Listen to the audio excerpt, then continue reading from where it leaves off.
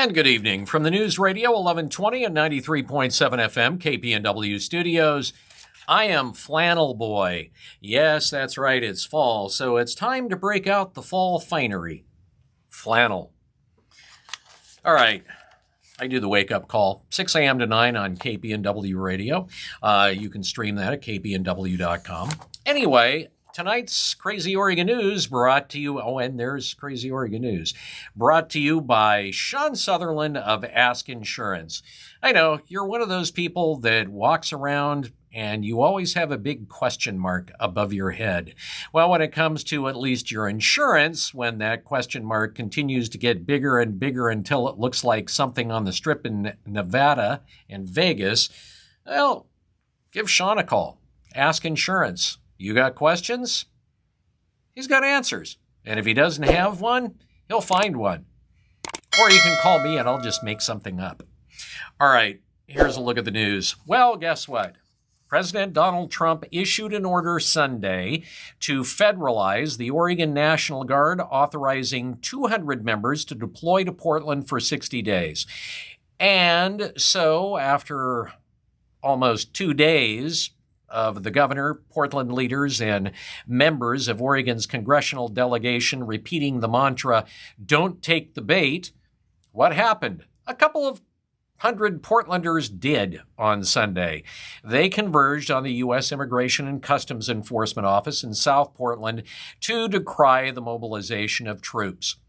Now, no military presence materialized Sunday other than a Black Hawk helicopter flying overhead. A group gathered in front of the building chanting and the like. And the demonstrators sometimes skirmished with federal officers, a couple of times they did, who emerged from the building to clear the entrance to allow vehicles to enter the complex. The officers fired mace and pepper balls at demonstrators. Some videotaped the crowd as they went back into the building.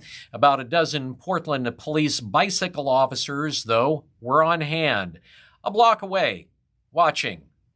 That's all they do because, well, Oregon is a sanctuary state.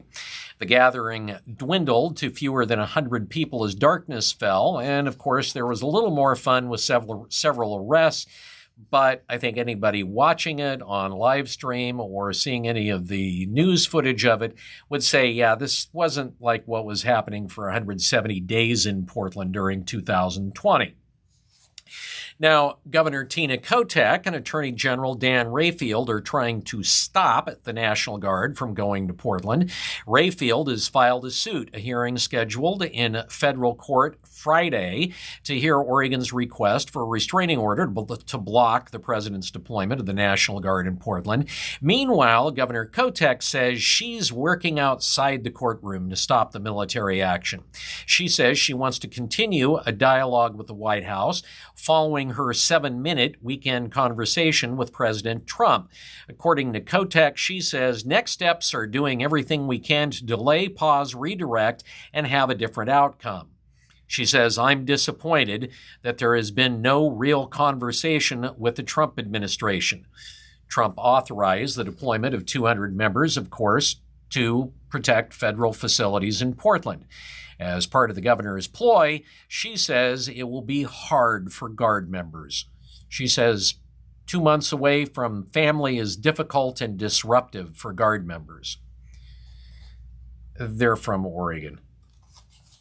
So President Trump, Tuesday, said he's not backing down on his plan to send troops to Oregon. During a Tuesday speech to military leaders, he discussed his conversation with Governor Tina Kotek, saying he confirmed Portland looks like, quote, World War II. He said, and I'll quote him directly, it's certainly not the biggest, but it's one of the worst. It's brutal. They go after our ICE people, who are great patriots and have a tough job too, but they love it. They love it because they're cleaning up our country. He went on to say he wants the military to use cities like Portland and Chicago as training grounds. Some National Guard experts speculate that Portland will see boots on the ground by Thursday of this week. Military vehicles and a few personnel have been spotted traveling towards the Portland metro area over the last couple of days. In other news, Oregon's Democratic leaders got what they wanted. More taxes and fees on Oregon citizens. That's right, $4.3 billion in extra taxes and fees on Oregonians to shovel into the Oregon Department of Transportation. Governor Tina Kotek wrote the bill that passed the House during a very special session of the legislature earlier this month. And then Monday, a special Senate vote took place during the session, which had been delayed for almost a month because of health issues with a single Democratic state senator. Now, Senate Republicans said as a group they would not vote on the bill. So Democrats needed that one vote to get a supermajority to be able to pass the tax and fee increases without a single Republican vote, which they did. Now, Republicans tried to amend the bill in the Senate to put it to a vote of the people. They were shut down. So now they have a new plan. Following the bill's passage, Republicans confirmed they are going to move forward with a ballot measure to ask voters to approve or reject the tax provisions in the November 2026 election. Republican leaders assert that Democrats are afraid of Oregonians saying no to the tax increases, and the issue is likely going to end up before voters anyway. Well, Oregon is co-leading another multi-state lawsuit against the Trump administration's decision to pull funding from state programs. The latest is a suit over a long-standing teen reproductive and sexual health education program. And, well, HHS has frozen funds to states that refuse to remove language affirming the teen's gender identity. Oregon law requires sex ed for students that uses inclusive language recognizing multiple sexual orientations and gender identities. Well, as we reported a couple of weeks ago, Oregon Governor Tina Kotek announced a rollback on all state employee travel. And that's because they found out that, well, yeah, in their next budget upcoming, they're going to have about a $338 million decline in state government funds. And we've talked about this. It's the way that state income tax here in Oregon is actually connected to and kind of mirrors federal income taxes. And so, oh no, we're going to be $337 million short. In a press conference, the governor said it was necessary for government in Oregon to belt tighten, saying, quote, "I am asking you to leave no stone unturned to save taxpayer dollars." And one of the things that she pointed out was, we're stopping employee travel. And then it came out that the governor is taking a taxpayer-funded trip to South Korea and Japan. Oh, I bet she comes back with some great ideas. The trip is going to cost just about $200,000. And Governor Tina Kotek's spouse, who happens to be a registered lobbyist, is also going to be attending. Yeah, we're cutting back on state travel. Okay. So, U.S. News & World Reports released its 2026 ranking for the best colleges in the United States, and several Oregon colleges made the list.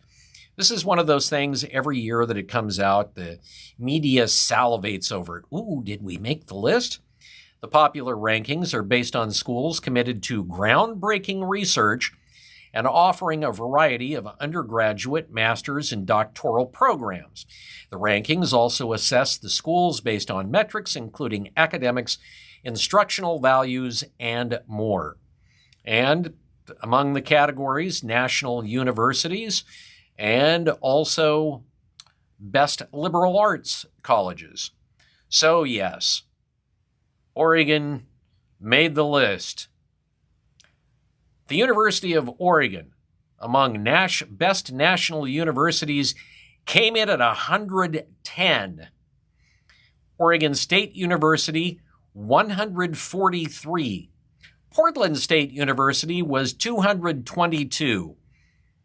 Yeah, well, we made the list. We're 222. 222.